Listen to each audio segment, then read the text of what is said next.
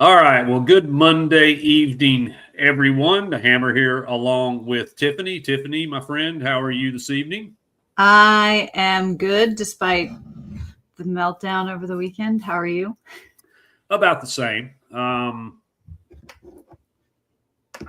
We'll get to it in a minute, but the collapse of really not just the baseball team, but kind of our athletics as a whole right now. The inexplicable collapse in second halves and back halves and final outs and final innings is a Last study strike. for somebody. How to be done? I really, I mean, we can, keep beating the same dead horse if it's a young team, it's a first year coach. Goodness gracious, there's got to be something going on though. It's got to be more than just that. And so maybe we'll maybe dig into a little bit, touch on some things that possibly could be causing some of these issues. But my goodness, we find ourselves once again on the wrong end of a rubber match. And this one really, I mean, we've had some collapses. We've had some wheels fall off the wagon. This one was inexplicable on Sunday. Like, for the life of me, we couldn't get one out. One strike. We needed one more strike. I mean, yeah, not even a full out. We just needed a strike. We needed somebody to swing at a ball and not hit it. That's how far we were away from potentially winning just our second series of the season, unfortunately. Yeah. Or Marin to hold on to the ball at second or base. just hold on to a ball. Yeah. Anyway, so can't imagine anybody that would be watching wouldn't know this, but Tennessee ends up dropping the series to LSU on Sunday in a ridiculous 10-run extra inning affair for the Tigers. And I mean, where do we go from here? Because we get we'll bounce all over the place here a little bit, but we get Northern Kentucky, whom we faced in a we faced before. We're 4-0 against them. We faced them in a regional. We faced them to start off, or faced them midweek last year, in fact, and that was a close game, 7-5. But we've never lost to Northern Kentucky. We're perfect 8-0 in midweek games, and we seem to even start, pretty well in some of these weekend series and conference play. But Tiff, we've only won one series in the SEC. And then we get just Jim pitching out of Mojo is just forever got apple cider ingrained in my brain. Appenzeller. And we've had some just fantastic individual performances from some of the guys, in the field, at the plate, on the mound. And then we have what happened Sunday, and we have what happened against Vanderbilt. And what happened Friday. And Friday, exactly. Friday was bad too. That was a lost to a grand slam when we had the lead too. Like how many times are we going to face this? And the whole Peabody thing, I mean, they walked us off 3 straight games. We lost in a 7-day stretch. There was 3 grand slams, Sunday, Friday, Sunday, to beat us. That's rough too. So I don't think I've ever seen this apocalyptic type meltdown. Really, anything. Major league, college, T-ball, coach pitch, backyard wiffle ball. Like this is almost just. It's almost comical. If it happened to anybody else, it'd be hilarious. But it's happening to us. Yeah, I mean, Vandy, I feel like Elander needed to take some responsibility there. He made some bad decisions, I think, leaving guys in too long. But I feel like the LSU series, he got it together. I do think Friday, he left Arvidsson in too long. I was actually there. It was my first time experiencing a loss in Lindsey Nelson, so I wasn't too happy about that. But Yeah. you could see Arvidsson was struggling. You could see he couldn't get out of his head. He let him, load the bases before he brought in Rudy. So I think, but after that, guys had a short leash. And I feel like Elander is learning quickly, but at some point, pitchers have to hit their pitches and hitters have to hit. Like, so Kale put up a stat on Sunday evening, and I went to add it to the spreadsheet, and I actually realized that his numbers were slightly off, but looked more generous because he wasn't differentiating between like run rule games and like, when we're the home team and we've already got the lead and don't have a ninth offensive inning. So we have had 253 offensive innings. Okay. 182 of those, which is 72%, have been scoreless. Ooh. That's a rough stat. Now, and rightly so, there's a lot of people, especially looking at our bullpen, right? I saw this stat yesterday. In SEC play, our ERA for our bullpen is 6.62. If you take out Appenzeller's 18.1 scoreless innings and Tegan Kuhn's 1 bullpen appearance, the bullpen ERA jumps up to 11.48.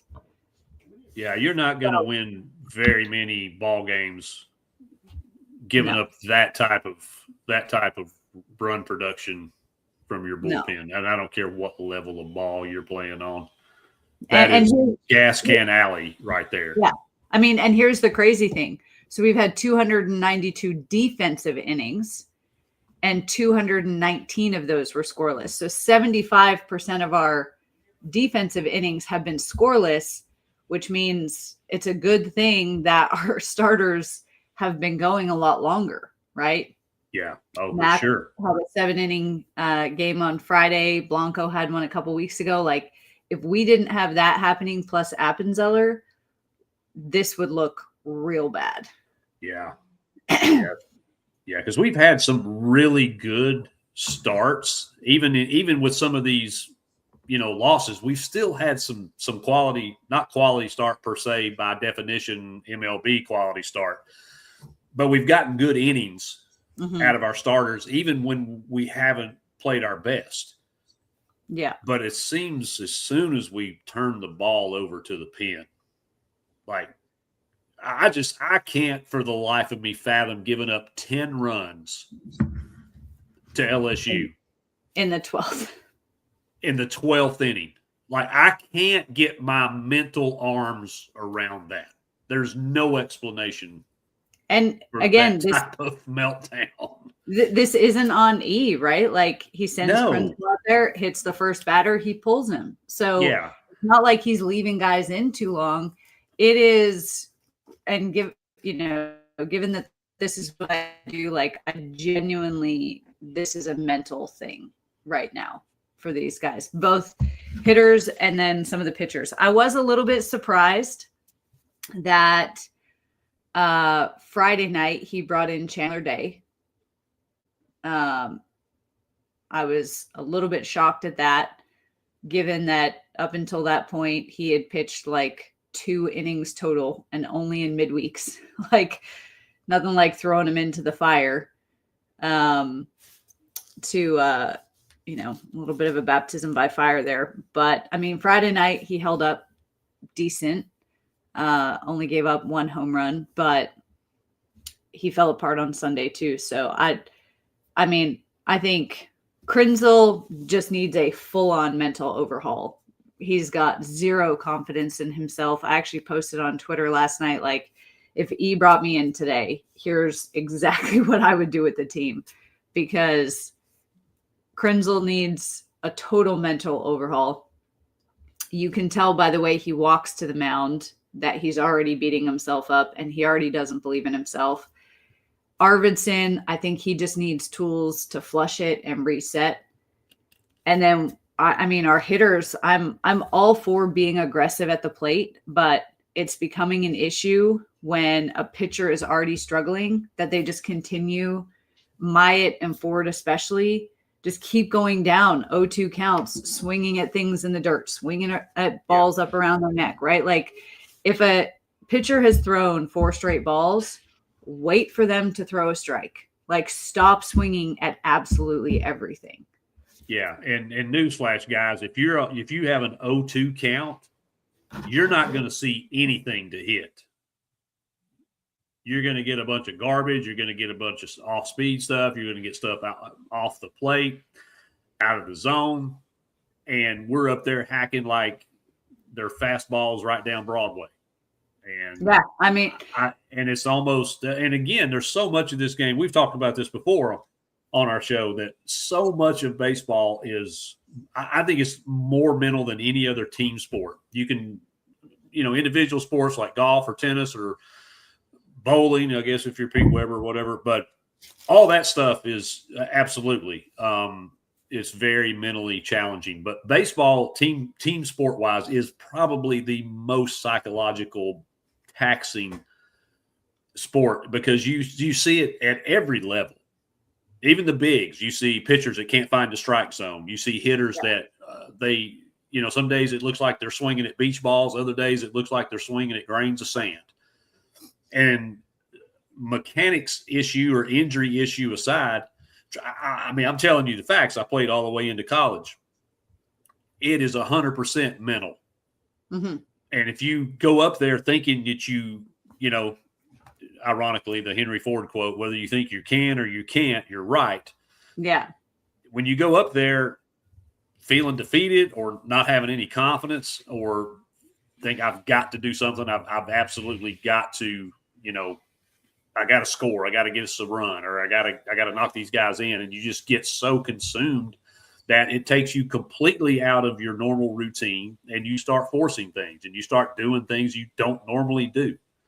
Yeah. So, yeah, all that to say 0-2 pitches, guys, you're not going to see anything. Unless it's Paul Skeens up there, you ain't getting a fastball, Jack. Yeah. I mean, settle down, Beavis. I had a couple people in Vol Nation reach out to me Friday night, like, does the school even have a mental coach? So I did some research. There's 2 people. There's a sports psychology grad. He graduated in 1982. He has been the sports psychologist for the whole athletics department since 2002. So I'll just leave that at that. And then there's a clinical social worker, and that's it. But they see the entire sports department. So if it's like the universities I've worked in before, the athletes have to go to them instead of, hey, I specialize in baseball, or I understand how baseball works and let's have this conversation. Right. So they definitely need some mental work for sure. Yeah. I mean, yeah. And some of it's just they get in their head. Some of it is they try to do too much. Some of it is and this came out, and I'm going to get to this in a minute. Some of it is they're not doing enough. I don't know, but whatever it is we're in trouble down the stretch. I mean, at this point, and let's just talk about it real quick. Let's kind of go through.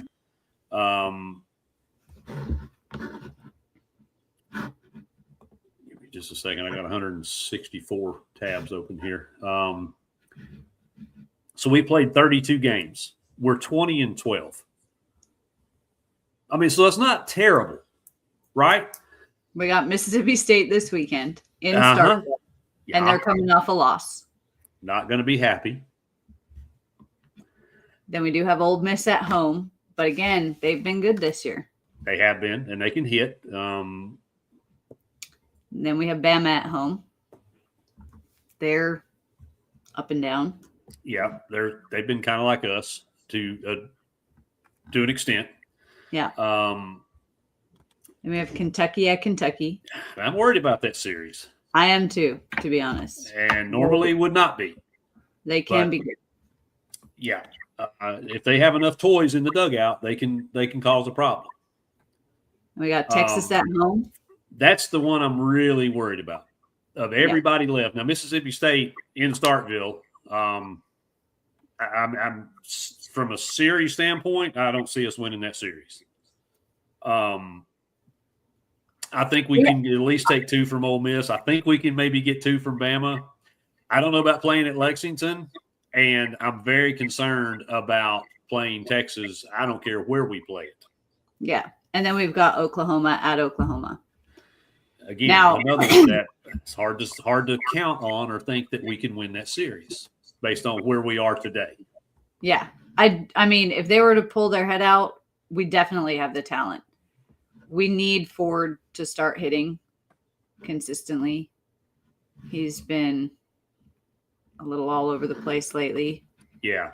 Right now, I mean, between Cam Appenzeller and I think Blake Grimmer, especially coming out of what he did this past week, I mean, all he did was hit 385, knocked in 6, hit 2 home runs, scored 6 runs, 2 home runs, knocked in 4, and had 12 total bases in the 4 games last week. Yeah. And he hit at the right time. Both his home runs came in series against LSU. Yeah. Ford in the last in SEC play, Ford has 10 total hits. And that's coming from, and I mean, I'm sorry, but coming from somebody that we felt fortunate, and we are. I'm not going to diss the young man, but this guy was potentially going to be playing Major League Baseball this season. Yeah, I mean, and so the expectation, and that's kind of what I wanted to come on. We'll go ahead and talk about it. Like I was going to ask you, based on everything, and we have to take the good and the bad. The talent we had coming in, the Tony Vitello departure at the 11th hour. We keep the hire in the family with Elander, and then we maintain the roster. Nobody left. So coming into it, even though, we did have a couple question marks with, Elander and our pitching coach, with Frank leaving with Tony, I still felt pretty good about this team. I mean, the team has the talent, and I honestly think that that like next year, if he can keep the guy, we're not going to lose too many guys, right? So if he can keep the majority of them together, they will be a force to reckon with next year, assuming that mentally they can sort things out. Yeah. Right. And I think that is something that can be fixed, like anything, whether it's mechanics or, how you grip the bat or how you let go of the, at what position you let the baseball go out of your hand. Like all that stuff can be corrected. Right. Yeah. But the concern, I guess, is that kind of weighed on me today as I was kind of thinking about, putting some thought into, coming on here with you tonight is, how many of these guys are going to stay? Because some of these guys could have gone pro this past off season. I would think that would still be on the table for some of them. So I think Ford will be gone. Brown won't be old enough. Clark won't be old enough. I don't think Myatt's going anywhere. We'll obviously lose Chapman. I would say Lawless would be back potentially. We've got depth at catcher, so I would say we lose a catcher, and honestly at this point I would say Grinlinger would be the one to keep. Yes, I would agree. In terms of guys who can only play catcher, right? I'd say Marin's gone. I don't know that Abernathy will go to the draft, but Portal, who knows? Newstrom, I don't think is old enough. Antigua, potentially the Portal. Grinlinger, not old enough. I can't remember about Grimmer. I'm not sure that Wright will go to the draft yet, and he still has another year.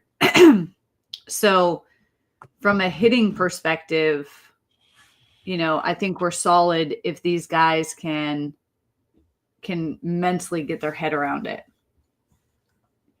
Yeah. So, and that's the hope when, of course, when the the NIL/transfer portal era of college athletics. So you just never know.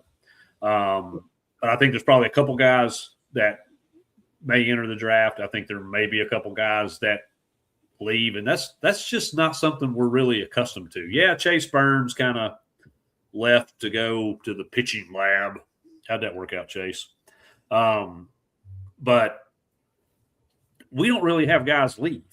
Like we've always been the vacuum that we go out and of course we're going back to Tony Vitello, but Tony would go out and he'd pretty much get whoever he wanted and let everybody else have what was left. Right. Yeah. So that will be a interesting dynamic because we haven't really seen a whole lot in the last several years of people leaving the program. And I mean, we do know that guys love E, right? Oh, yeah, because we wouldn't have held this roster together, that we would not have contained that locker room if they didn't believe in him and want to play for him 100%. Yeah. So everybody that's getting on Coach E about all this stuff, I'm here to tell you, he ain't out there throwing grapefruits over the plate, and he's not the one out there striking out with, he's not missing middle.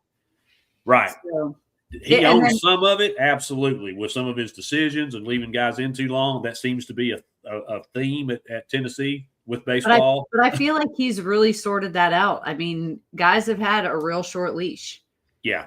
So, and then, I mean, from the pitching side, we'll lose Coons, we'll lose Arvidsson, but Mac, Appenzeller, we'll lose Blanco as well. But Mac, Appenzeller, Krenzel. What about Bo Rudy? He is, I believe, a junior. Okay. I could not remember his classification. I'm not sure that he'll go. I mean, maybe he will. Up until this weekend, he was throwing well.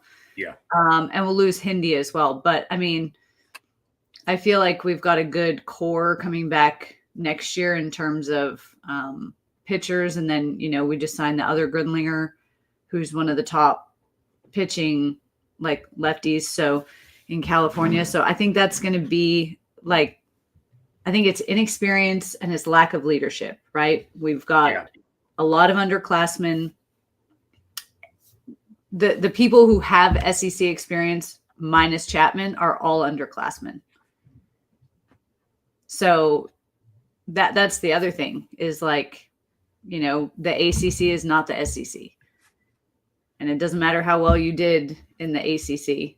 We're seeing now that Ford and Brown are two top hitters who I'm so glad on Sunday that E at least split them up in the lineup because in SEC play, they both have 10 hits apiece. And that's you just can't have that. And when they're both striking out back-to-back or grounding out back-to-back, it was like earlier in the season having Antigua and Newstrom back-to-back. Like it was just an automatic 2 outs. So, but I really think it's a mental piece. I mean, the talent is there. We know the talent is there. We know what these guys can do. We just have to get them out of their heads. And I think there's, whether people want to say it or not, I'm starting to think that they don't necessarily trust the next guy coming up to do his job. And so they're trying to do it all. Well, when you look at how many runners we've left on base and how many runners we've left on base in scoring position, that's understandable. So to come to those stats, a total of 209 left stranded, 91 have been left stranded in SEC play, which is 44%. A little under half. In scoring position, runners in scoring position, we've had a total of 120, 43 of those in SEC play. So 36%. And then, when we start looking at how many runs we actually lost by, like Georgia, we had 1, 5, and 3 runners left in scoring position. Mizzou, we had 6, 4, and 1. Vandy, we had 4, 0, and 7. There have been some days where we've struggled to get base runners. Yeah. And then, against LSU, 5, 4, and 3. So basically every game we had an opportunity in every game. Yeah, except one. Just couldn't. Yeah, except one. We got hammered pretty good.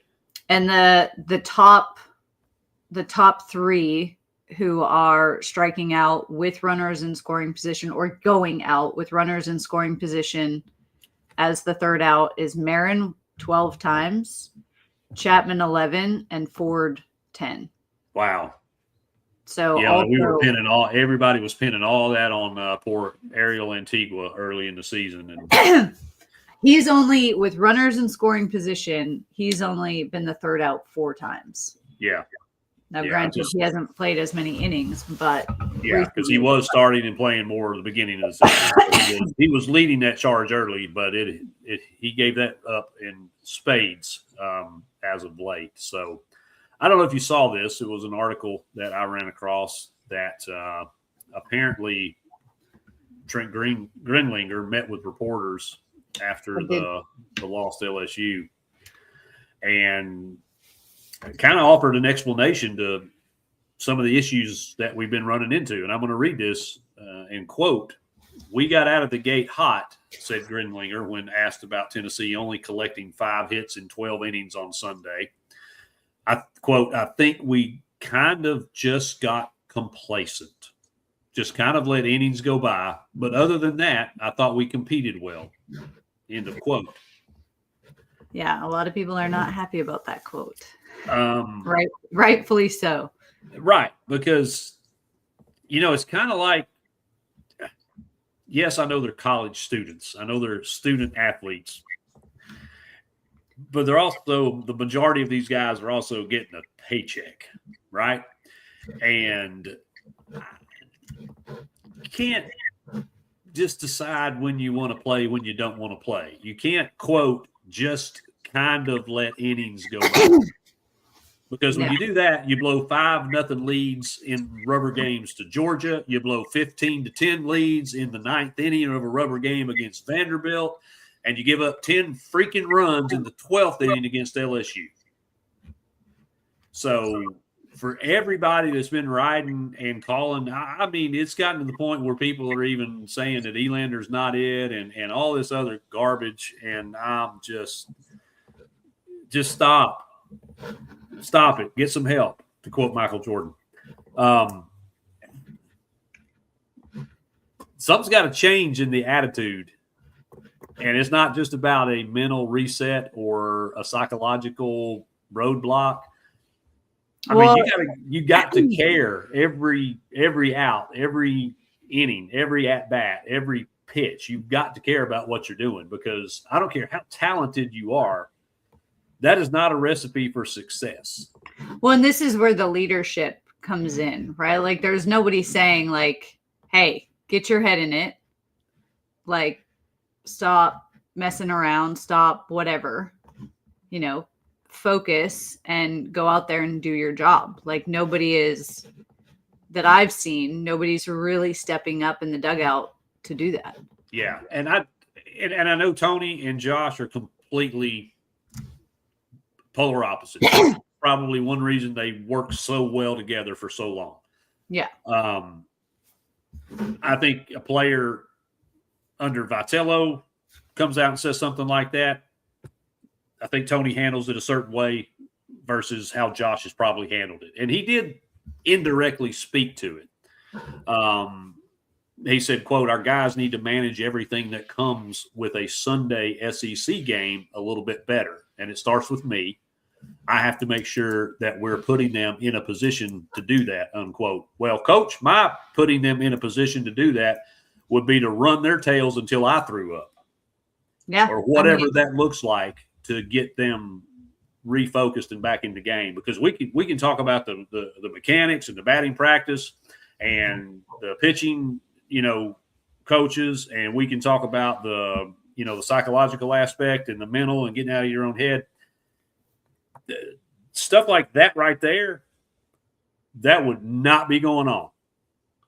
Yeah. There would not be a mentality that says, oh, well, we got a lead, we're going to, take our foot off the gas. Yeah. Can't do that in the SEC. It can absolutely change on a dime. Yeah. which we saw it against LSU we've Sunday. seen 6 games in a row now. So yeah. So I don't know what kind of wake up call it's going to take to get that issue corrected, but that needs to be fixed first and foremost above everything else. And I think part of that as well is like guys, he needs to let guys know, like, I'll drop you in the lineup. Exactly. I'll take you out. Like, I don't care if you are Henry Ford. I will put someone else at third base, knowing that we're going to lose the game if it's going to help you pull your head out. Yeah, I don't care if you're Gerald Ford. I will sit you down if you're not playing hard and you're not engaged and you're not doing what you're supposed to be doing as a teammate and as a ball player. So I don't – and obviously that came from a player. That's not speculation. That's not a reporter. That's not some dude that overheard some conversation. That was point blank reporter and player, and the player said that to the reporter. So this isn't something that was fabricated. This isn't something that somebody read anything into. Oh, no, I've seen the video. I watched the words come out of his own mouth. Exactly. So this is a direct quote. So that, to me, right now, we can put everything else on the back burner. That has got to be the burning issue that gets addressed. And there would not be enough practices, and there would not be enough calisthenics, we'll call it, to make me satisfied until I start seeing difference on the field. It would be rough.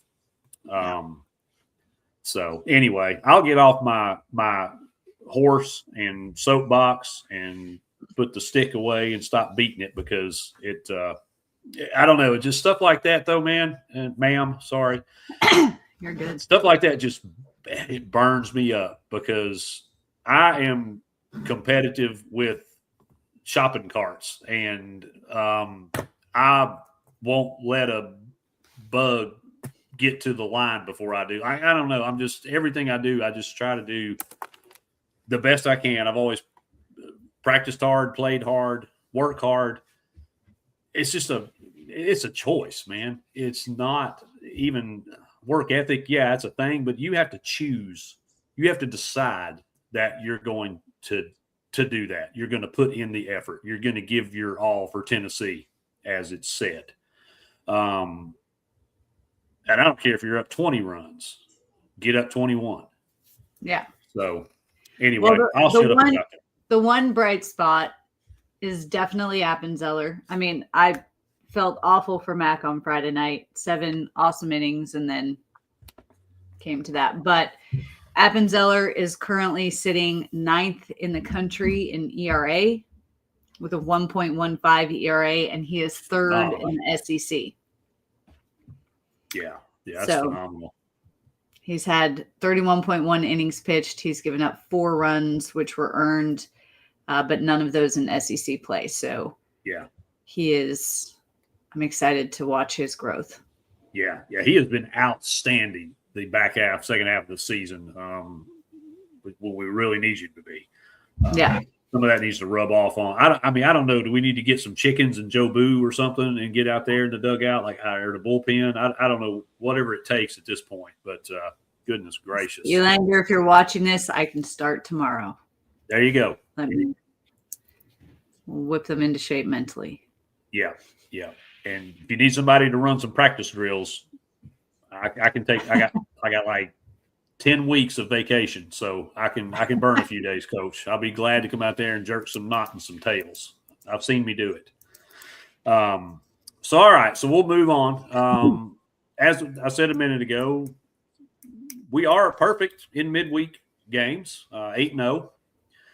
In the 8 wins, we've outscored our opponents 83-20, and we've yet to allow more than 4 runs to a midweek opponent. So then that makes me scratch my head too, Tiffany, because we throw bullpen games in the midweek. And I understand that Northern Kentucky's hitters and Austin Peay's hitters are not SEC caliber talent. I understand that. But we see what these guys do against SEC caliber talent, and they get drilled. So I'm kind of struggling to understand why we just the wheels fall off in when these guys come out of the bullpen on the weekend. But in any event, they've done a really good job overall through the midweek. Northern Kentucky this year, they're not great. They're 13-17 overall. They're 6-6 in league play. Last year they were actually a pretty good team. Last year we faced them in April 29th. Was the last game. We won 7-5 in a midweek, so they were a little scrappy. We played 4 times total. In the 4 games, Tennessee has outscored Northern Kentucky 49-9. So outside of that 7-5 game last year, they have only scored 4 runs against us, and 3 of those came in the regional in 2024. So there's really no reason why we can't just pound these guys into oblivion. And it would be a great time to get some bats hot and to get some kinks worked out of some pitchers' heads before we have to go down to Starkville. So I don't see this Northern Kentucky team anyway being a threat to our perfect midweek streak. And everybody last year was losing their minds when we drop a midweek game. I'll gladly drop a midweek game or 2 the rest of the way if we can at least win some series down the stretch. Yeah. It looks like they are going to throw MJ Castaneda. He's had 9 appearances. He started 1 game. He's 1-0 on the season with a 5.65 ERA. So gas can potential is there if we can jump on him early and force him to go to some of their other bullpen guys. We've got Ethan going. He's appeared in 6 games. He's started 1. He's 1-0, 5.63 ERA. So both these guys are potentially could give up some damage. But I just got to believe that even with some of our struggles at the plate, I think we can generate enough offense to put these guys away and hopefully get something going and some momentum going to get us ready for what is going to be an absolute monster in Mississippi State. They're a top 10 team. We all know all too well that Duty Noble Field is loud and big, and they pack it out because there's nothing else to do in Starkville, Mississippi. I know for a fact. I used to cover that area. And we get to be showcased on SEC Network Plus for these games as well. So Awesome. Big stage that we have to play on. What are your thoughts, Tiffany, going into Starkville this weekend? Well, I'm just pulling up their. They're good. Let's put it that way. So I said that Appenzeller was number 3, but they have the number 2 guy in the SEC who's top. I think he's like number 6 in the country ERA wise. So, I mean, it's going to be tough. We know that they can hit. I mean, again, I know we have the talent to beat them, but whether or not that talent shows up on such a big stage, who knows? So I'm just looking now at their roster. Yeah, I'm pulling up some team stuff while you do that because I'm curious about a couple things. So they're wondering if their Friday night guide changed. So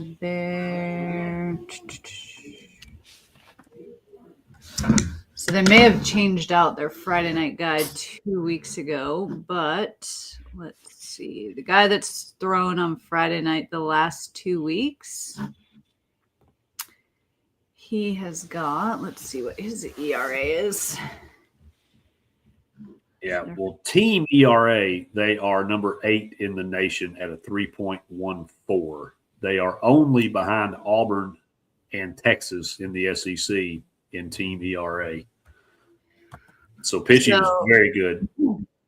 Yeah, so the guy we'll likely see on Friday, he's pitched 19 innings, 19 hits, 15 runs, 11 earned. He's got a 5.21 ERA.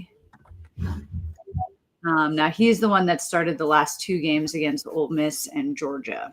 Right. So we'll see if they start him again on Friday. Their Saturday guy, if I can pull him up here, is Valencius, I think is how you say his name. He's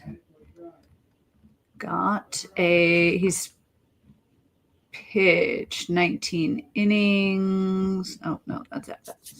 What? Is he hit as well? What? Maybe I pulled up the wrong guy.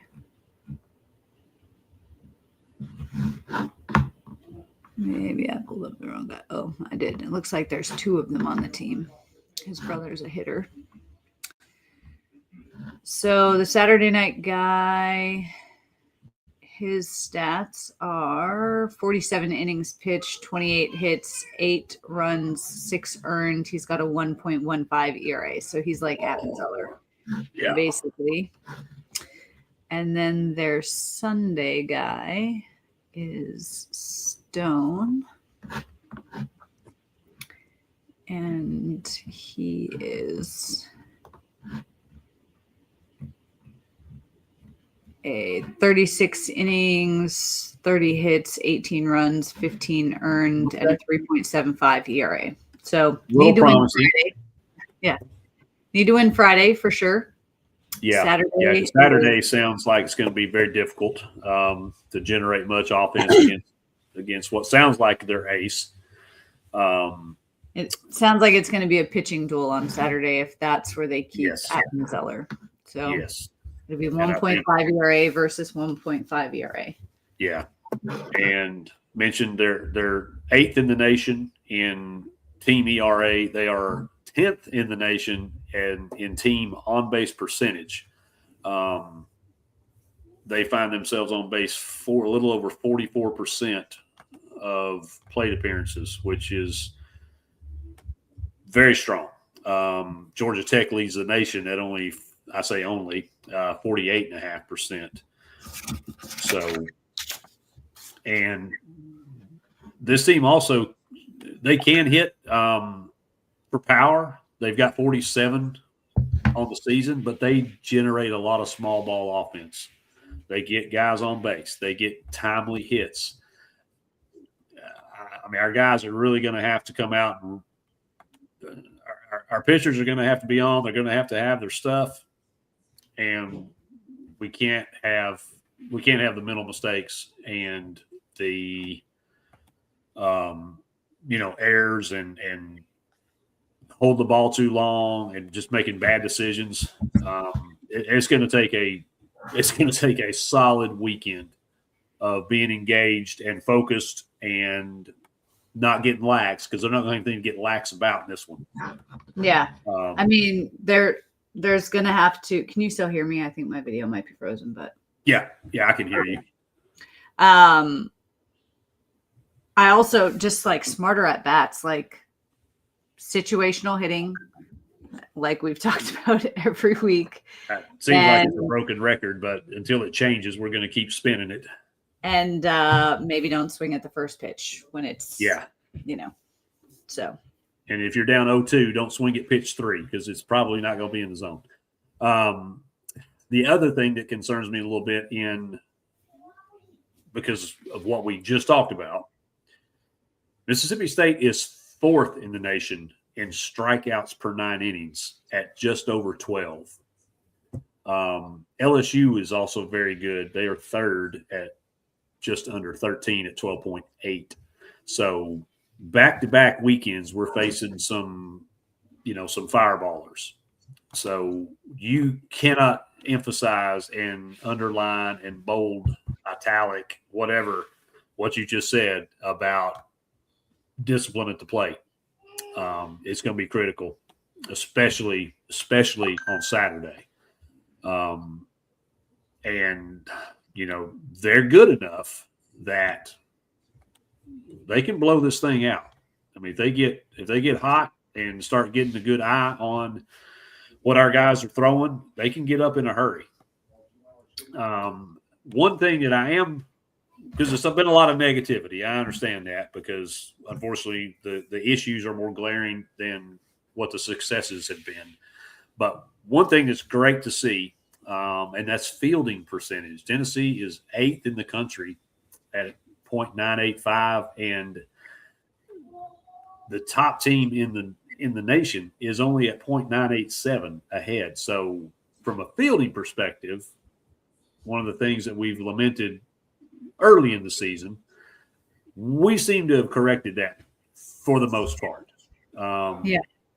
We do have it's just, I think, like a lot of things that's been with this team this year is it's not so much how much it happens as when it happens. Like it's at the most inopportune time. So all that said, we're really gonna have some things go our way this weekend to find our second series win of the season. In now, crazier things have happened. Mizzou took the series against Kentucky on the weekend. So Mizzou winning anything is crazy things can happen. But yeah, so tomorrow should be hopefully let's get some things right game. I don't think we're fixing everything in a Tuesday evening game against Northern Kentucky, but maybe we can see some development and some progression and get some traction, especially with our bullpen, and whoever needs innings, let's get them some innings, because at this point this game is meaningless, because if we can't close out at least a couple of these SEC series the rest of the way, we got no shot of even looking at postseason. Our postseason is going to be at Daytona Beach or Panama City or something. That's where we're going for the postseason. Yeah. So hopefully we see some things break our way for a change, and our boys find a little fire to go down there and take on some angry Bulldogs. They're not going to be happy. So. Well, we shall see how they can regroup after 2 butt whoopings 2 weekends in a row. Yeah. And it's extremely talented team. We knew coming into the season they would be in the hunt, in the conversation with Texas and Georgia and the other top tier teams for this season. So, and they're still very much in the thick of it. It's still a top 10 team. So don't sleep on them just because they've had a little stretch of bad luck. So, well, is there anything else that we can complain about for tonight? I think we nailed it. I mean, unless you want to talk about Estrella and Boswell leaving. Well, we can. I was hoping I reached out to Josh because, we do have a basketball game tonight, I hear, that started 9 minutes ago. Yep. So that's why I was trying to cut it short tonight, but we just had too much that we needed to cover in a short amount of time. So I'm always for our guys. I fully support our team, our players, anybody that puts that jersey on, regardless of anything else, you're a Vol, I'm going to pull for you.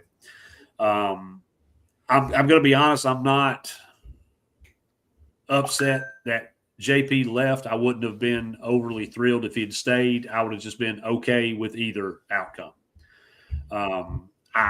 We kind of talked about it on the Heavy Pour show. That T and I both kind of agreed that he is probably going to get some offers. He's probably going to get some money or want some money that he thinks he can get elsewhere.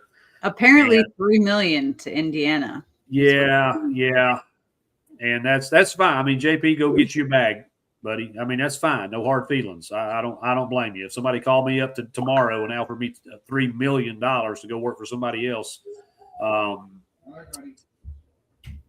I'd be getting a U-Haul this weekend. So I get it, but I think we're doing a little bit of roster housekeeping. We see this in professional sports all the time, where we kind of have what we call cap casualties, where we got to make some room. We got to get some money freed up. So, I mean, I'm sorry. I just don't think JP Estrella is worth $3 million. Would I like to have had him? Sure, because we lose Felix, and then Cade decides that he's not coming back, and that's unfortunate. He was one guy I really had high hopes for based on the situation that we were going to be in coming into the season, but he's chosen to go elsewhere. Boswell, I really like Bishop Boswell. He played a great role in taking over that spot from Jemiah from last several years. But it was very evident to me in the Elite Eight game. We have to have scorers. We can't have a scorer. We can't have just a Dalton Connect or a Chaz Lanier or a Jacoby Gillespie. We've got to have multiple guys. We've got to have a wing out there that can drive to the hoop, that can step back three. We've got to have a rim protector like Felix. That's going to be very crucial for this team. And we got to have a two guard that can score. Like, we've got to have multiple scoring options. That's why you have Michigan in this championship game, is because everybody on that team can score. That's been my complaint the last couple of years. Every year we get to Sweet 16, Elite Eight, and we have one guy that can score, and the other team's defense figures out how to shut us down. Yep. And we can't do it. 100%. And I think that's where I think we're seeing some changes to the roster with the departures we've had. I think we definitely need to try to keep Amari Evans. I think we definitely need to try to keep Brown. Yeah. And if that costs us a little bit of money, fine, so be it. But I think, and I said this to the guys, our little group chat, Rando and T and everybody, and then I posted it on one of Rando's posts when he's like, "What's going on in Knoxville?" I think Deacon Barnes is about to have some church up in that portal, Tiffany. I think we're about to see a major play by Rick Barnes, because he's sick of the no Final Four jokes. Yeah, for two reasons. One, he took this team, no disrespect, but he took this team to the Elite Eight. Yeah. A team that some people were talking middle of conference play, if we would even make the tournament. And we wind up in the Elite Eight and just absolutely ran into a buzzsaw. And it exposed exactly what we've been lamenting all year, is we only got a couple guys that can score. And it's not the same couple guys. It's Jacoby Gillespie and whoever happens to be able to have a good matchup or something the rest of the time. It was never consistently. It wasn't consistently Felix. It wasn't consistently Boswell. It wasn't consistently Carey. Each one of them had flashes throughout the season, but nobody was a consistent 15, 17, 18, 20-point scorer. Once Nate Ament figured out how to play in the SEC, that changed. Mm-hmm. But Nate, he's gone. Everybody it'd be nice. It would be nice to have him back for one more year. But there's no way that boy's coming back to Tennessee. Yeah. He's going to be playing in the NBA next year, period. So I think Coach Barnes knows the window is starting to get small for him, because unfortunately, Father Time is undefeated. That's true. And I mean, I can't say enough good things about Coach Barnes and how much respect I have for him. And regardless of what people want to throw out there with Final Fours, national championship, all this other crap, he is one of the all-time elite coaches in college basketball. There's a lot of great coaches that come and go that don't win championships. He's one of them. If it never happens, then he's still going to go down as one of the greats. We need to embrace this time and enjoy this time, because we're not going to have him much longer.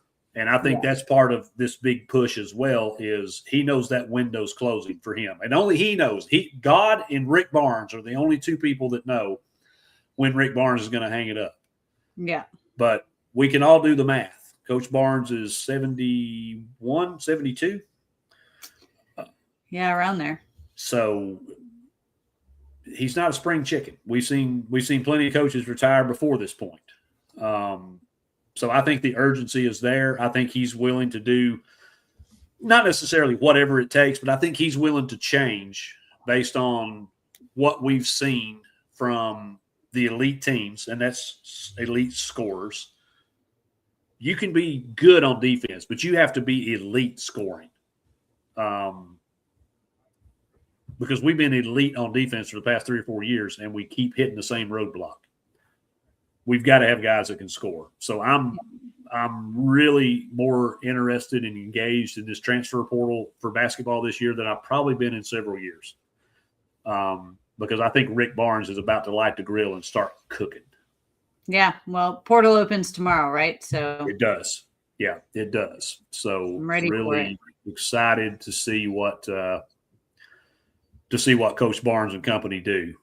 The list is lengthy now, with as many departures as we've had, but that's just college athletics in general, basketball especially. I mean, we've seen the Lady Vols' entire roster turnover. That's another story. I'm not even going to get into that. But year in, year out, I mean, we saw Kansas lose their entire front court this week. And you never see Kansas. Kansas is one of those places that everybody wants to go play. Nobody wants to leave Kansas. And I know the Bill Self situation has got some people kind of up in arms, and maybe there's smoke to the fire of he won't be there when the season tips off in the fall. But regardless, you just don't see a mass exodus out of a blue blood school like Kansas. So it's just the landscape of college athletics. And I think if anybody can navigate and put together a roster of the right players, maybe not the best players, but the right players, I have full confidence that it's Rick Barnes. So I'm really excited to see what they do in the coming days. So I'm glad you brought that up. I'm glad we got to talk about that. Yeah, I'm excited. I know he's going to cook. So, and I mean, they've already said Tennessee is going to be one of the biggest spenders in the portal this year. So yeah. I got a little source, and I'm not revealing it because they'll never tell me a thing again. And I can't substantiate this. This is just a little bird. We're looking at upwards of $15 million, and we were just under $10 million this season in NIL. So I think it's what it's going to take. I mean, it's going to take that type of bankroll and salary cap situation to legitimately have a shot to get over that Final Four hump. And if anybody deserves it, my goodness, it's Rick Barnes. I would say that if he was coaching anywhere. Yeah. I'm just so grateful that we have him. So great. Do you have a pick for tonight? Who you think's going to win? Can I pick the asteroid? I mean, that was my choice, to be honest. I don't know that anybody can beat Michigan. Like, they are just, they're good. I didn't expect us to win that game, but I thought we could at least be competitive with them. And if some things went right for us, that we might have a shot down the stretch. Nothing went right for us in that game. They made us look very inept. I felt a little bit better with how they manhandled Arizona, though. And that's what I was just about to say. Then they turn right around and do the same thing to Arizona. And some people may forget back February, March. Well, no, let's say January, February. I mean, this team was beating people by 40 plus. At one point I had Arizona taking the whole thing. So I did too. That was my pick. I had Arizona, and shamefully will admit this. I had two brackets. One I had Arizona, and the other I had Florida, which I was never happier to tear up a bracket, throw it in the trash as I was that one. It's always nice to see the lot lizards lose. But I was very high on Arizona, and Michigan absolutely made them look silly. So as good as Dan Hurley is and has been, and his record in the tournament is ridiculous when you look at it from an odds perspective. He is like some stupid like 18-3 against the spread. It may not even be that bad. It may be like 18-1 against the spread. The guy just knows how to win in the tournament. He's looking for his third natty in 4 years. So, and Yaxel's a little dinged up. So can't ever count him out, but I'm going to have a real hard time sitting here expecting anything other than Michigan to hoist this trophy and cut down those nets tonight. But I'm with you, Asteroid option C. Yeah. So, all right. Well, fantastic. Thank you so much. I told you, I said off air, we probably need to keep it about 30 minutes. And here we've gone just over the hour mark. So thank you for hanging in there and complaining and listening to me soapbox for the better part of that. But it's always great to have you on. I always enjoy our time and look forward to hopefully some better days. We come back next week and we can talk about how we took the series from Mississippi State. So let's do it. That's what I'm manifesting. There we go. We'll just speak it into existence. That's right. All right. Fantastic. Well, thank you everyone for tuning in. Thank you, Tiffany. Be sure to follow Tiffany. See her Twitter handle there at Vol212320. Of course, most of you already follow me. Subscribe to the YouTube channel. Subscribe to the Heavy Force Sports YouTube. There's all kinds of great stuff on there and Rando. So really appreciate everybody stopping by, supporting us. Thank you so much. God bless. And we will see you next week.